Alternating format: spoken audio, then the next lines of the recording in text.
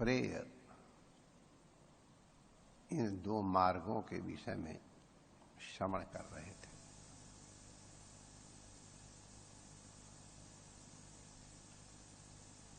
इसी क्रम में हम लोगों ने सुनीति और सुरुचि का भी विचार किया था। ये दोनों बुद्धियां हैं और उनसे ही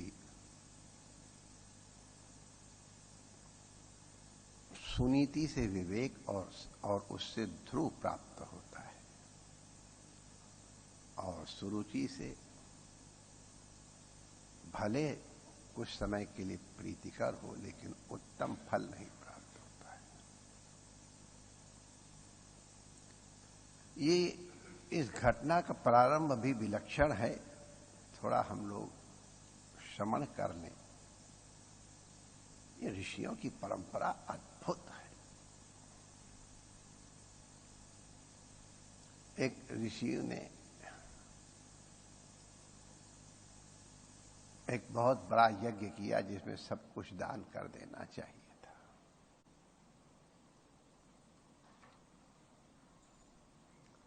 तो उसमें जो होता लोग आए थे, उद्गाता आए थे, ऋत्विग आए थे, उनको गौ के रूप में दक्षिणा देनी थी। अब सब कुछ दान करने का संकल्प लेके बैठे हुए उन ऋषियों के मन में, उन ऋषि के मन में आ गया, जैसा अपने कहावत, मरी बछिया ब्राह्मण के नाम। गौदान का फल मिल गया, मरेगी जिएगी तो पंडित अपने आप भोगेगा, और क्या करना था। पूजा के लिए लोग छांट छांट के वस्तुएं अलग लेते हैं। चढ़ाने वाले केला अलग होते हैं और खाने वाले केला अलग होते हैं। कपड़ा भी पूजा वाला कपड़ा अलग, ज्वेलरी, और अपना पहनने वाला परम सुख।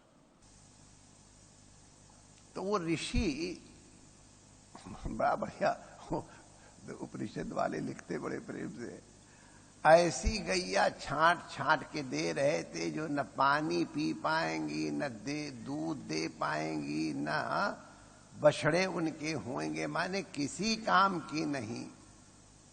ऐसी गौएं वो दान कर रहे थे।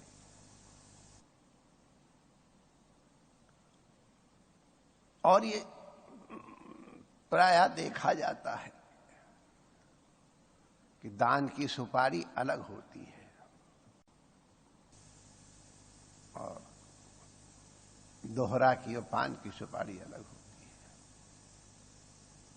तो उनका बेटा ऋषि कुमार का वो ये सोचता है कि पिताजी ऐसी छटी छटाई मरी मराई गैया दान कर रहे हैं, इनके तो कोई पुण्य फल होंगे नहीं। फल तो तुम्हारे उत्सर्ग के हिसाब से होता है। जब कभी भगवान के लिए माला खरीदने जाओ, कोई वस्त्र खरीदने जाओ, तो भाव ताव मत करो, भले उनको करने दो। वो कहे कि माला इतनी की है तो अगर तुमको उतना खर्च करने का मन है तो खर्च करके ले लो।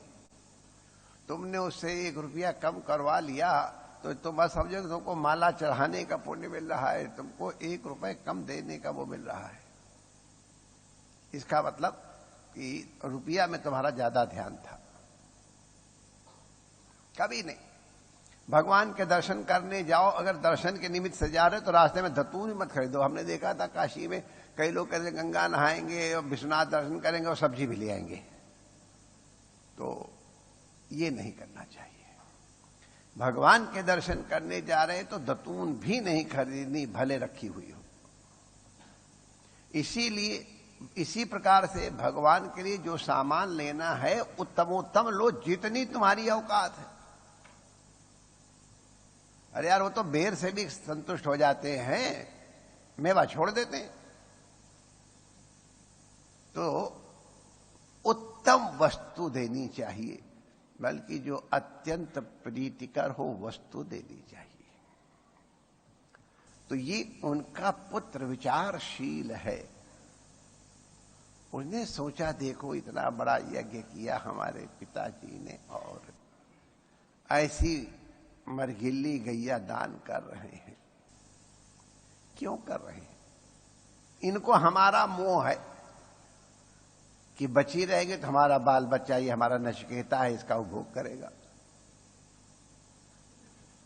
तो मेरे मोह के कारण, संसार के मोह के कारण ये दान नहीं कर रहे हैं। और जब सर्वस्व देना है तो जिस पे मोह हो वो मोह दूर करना है। शिवाजी ने केवल मोह ही तो दूर किया था। मेरा राज ये नहीं है, गुरु का राज है, छुट्टी हुई, मोह दूर हो गया। नचिकेता ने पिताजी का मोह दूर करने के लिए, अब ये कैसे कहे कि आप क्या मरगिल्ली से गैया दान कर रहे हो और ये तुमको क्या होगा इत्यादि, उसने विचार किया, पूरा वर्णन किया। छोटा बालक, उसको भी ये दृष्टि है। तो ने कहा पिताजी आप सबको दे रहे हो, मुझे किसे दे रहे हो? माने अपना मोह दूर करो हमसे। तो एक बार पूछा, वो लग गया दूसरे काम में, उत्तर नहीं देना था। 2 बार पूछा और 3 बार जब पूछा तो जैसे हमको झिरझिराहट चढ़ जाती है वैसे उनको झिरझिराहट चढ़ गई। जा तुझे मृत्यु को देता हूं। जब कभी गुस्सा आए, जा, अरे तो मर जाके कहीं। तो ये मर्याद नहीं तात्पर्य है, वो तो यहां से कहा जाता है, यहां से नहीं कहा जाता है।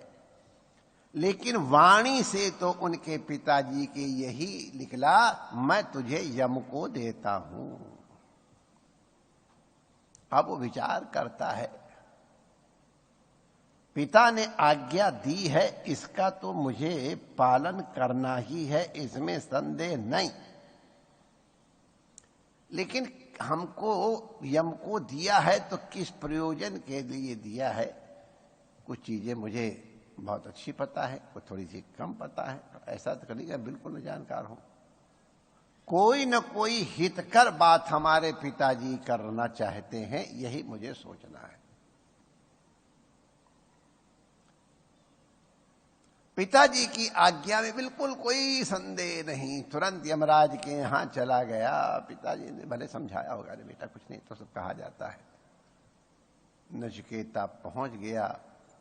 कथा ये कहती है कि यमराज वहां 3 दिन नहीं थे। पता नहीं कोई होगा। तो अब हम तो यमराज की संपत्ति हैं, यमराज जो चाहे वो करे हमारा, इसको खिलाए पिलाए जो करे। तो 3 दिन तक वो बिना खाए पिए वहां पड़े रहे। घर पीछे लोगों ने कहा होगा मालिक आ जाएंगे तभी। यमराज जैसे ही आए, उनको पता चला एक ब्राह्मण अतिथि 3 दिन से भूखा प्यासा पड़ा हुआ है। अरे ये तो हमारे पुण्यों को नष्ट कर देगा। अतिथि अग्नि बन के आता है, अर्घ पाद्य दे करके और उसको शांत किया जाता है। अब तो अर्घ पाद्य क्या होता है? तो गर्मा गर्म चाय और प्रस्तुत करते हैं और फूंक जा। तो खैर तात्पर्य मीठे वचन से है। तो यमराज ने कहा मुझसे बड़ा अपराध हुआ, तुम इतने पवित्र अतिथि हमारे यहां रहे, तुम 3 हमसे वरदान मांग लो। तो नचिकेता से कहा कि तुम 3 वरदान मांग लो और इससे मुझे प्रसन्नता होगी। देखो यहां अपने पिता के विषय में कोई विद्वेष नहीं उत्पन्न हुआ। इतना बेवकूफ तो नहीं है कि वो ना समझाओ, पिताजी झिझिया करके और गुस्सा में कह गए हैं। लेकिन पिता की वाणी व्यर्थ कैसे जाए मेरे रहते हुए? रघुनाथ को चिंता है हमारे पिता का वचन कैसे खाली चला। इक्ष्वाकु वंश वाले हैं, उनको अपने पिता के कल्याण की चिंता है। अपना सुख दुख तो माई डियर लगता रहता है। ये आदर्श संतति रही है। ये हमारे यहाँ का आदर्श रहा है, उससे हमारा कल्याण होता है। आजकल हम लोग न जाने क्या क्या सोचने लगते हैं, उनके संग तो ये व्यवहार किया, हमारे संग ये व्यवहार किया। रामकृष्ण परमहंस देव जी महाराज ब्रह्मचारियों के भोजन में बड़ा कंट्रोल रखते थे, लेकिन विवेकानंद जी को खूब चक खिलाते थे। अब उनके प्रति प्रेम था वो भी कहो, लेकिन अब इस तरह मोह के कारण करते होंगे, ये बात तो नहीं है। किसी ने पूछा उनसे तो उन्होंने कहा वो अग्नि है, वो सब कुछ हजम कर सकता है। विवेकानंद जी को सप्त ऋषियों में से कोई ऋषि के रूप में अवतरित हुए, ऐसा देखा गया है। कहते अग्नि ये सब कुछ पचा सकता है। तो जिसमें सामर्थ्य है तो कुदृष्टि न करे कि गुरुजी ने उनको ये दिया, हमको दिया। आजकल इसी में हो जाता है, उनसे बात की, हमसे बात नहीं की, हमसे थोड़ी बात की, उनके संग ये व्यवहार किया।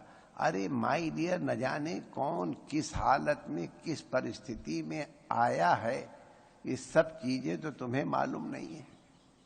तुम अपने मन से कुछ न कुछ ऊट पटांग सोच लेते हो, गुरु का क्या बिगड़ने वाला है, वो तो सब कुछ वैसे ही नंगा धड़ंगा होके आया है। तुम्हारा बिगड़ता है, पिता का क्या बिगड़ेगा, तुम्हारा बिगड़ेगा। इसलिए अब वो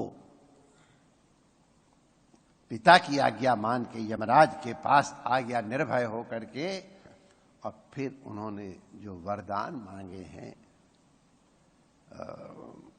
उनकी चर्चा भी अवश्य हम करना चाहेंगे। बड़े वैचारिक हैं। हम अभी काशी में गए थे तो हमने वो अग्नि विद्या अपनी आजकल उतनी प्रकट नहीं है, और मैं यहाँ से भी प्रार्थना कर रहा हूँ कि अग्नि विद्या का कोई जानकार हो, उसकी ईंटें कैसे रखी जाती हैं, उसमें किस प्रकार से अग्न्याधान किया जाता है, इस सब की सब चीजें साइंटिफिक हैं। दिखती अग्नि एक जैसी है, लेकिन अग्नियों के बहुत भेद है। और कोई आवाहनी ये होती है, कोई गार्हस्थ्य होती, कई प्रकार की अग्नियां हैं। अभी हमारी फिजिक्स वहां तक नहीं पहुंच पाई, हमारे ऋषियों की दृष्टि वहां तक थी। ये हमने भी काशी में थोड़ा जिज्ञासा भी की थी, लेकिन को थोड़ा अवसर नहीं मिल पाया, हमको आना था। तो जो इसकी वास्तविक जानकार हों, हम जरूर प्रार्थना करेंगे। ईंटें कैसे बनाई जाती हैं, ईंटें सजाई कैसी, कहीं बाज की तरह बनाई जाती, ये सब विधियां हैं। हमको ऊपर ऊपर से पल्लवग्राही ज्ञान तो नहीं कहूंगा, जानकारी है। ज्ञान होता तो हम काहे को पूछते। अगर किसी को प्रामाणिक जानकारी है जानकार, तो अवश्य हम पूछना चाहेंगे मंत्रों के किस रूप से अग्नि का आवाहन करना है, उदात्त अनुदात्त और स्वरित का क्या भेद है। इन चीजों का ज्ञान अब हमको नहीं है, इसलिए हम विद्यार्थी के तरह पूछते हैं। ह्रस्व दीर्घ प्लुत तो मालूम है, लेकिन उदात्त अनुदात्त और स्वरित के उच्चारण का हमको ज्ञान ही नहीं है। सबके सामने कह देता हूं, शास्त्र से सुना दूंगा एक अलग बात है, लेकिन उसका उच्चारण हमको नहीं आता है। इस मंच से भी हम प्रार्थना करते हैं, और जो सुने वो भी अगर कहीं से ढूंढ के दे सके तो हम कृतज्ञ होंगे। ये बहुत बड़ी वेरी बैलेंस साइंस है, और अगर इसको हम लोग पुनर्जीवित कर सके, तब आप जरूर भारत किसी समय जो सर्वोच्च वैज्ञानिक बुद्धि वाला था, सबको मार्गदर्शक था, वो पुनः हो जाएगा। परमात्मा सभी संतों को चरणों में प्रणाम करता हूं, आचार्य से ऋषि कुमारों को भी वंदन करता हूं।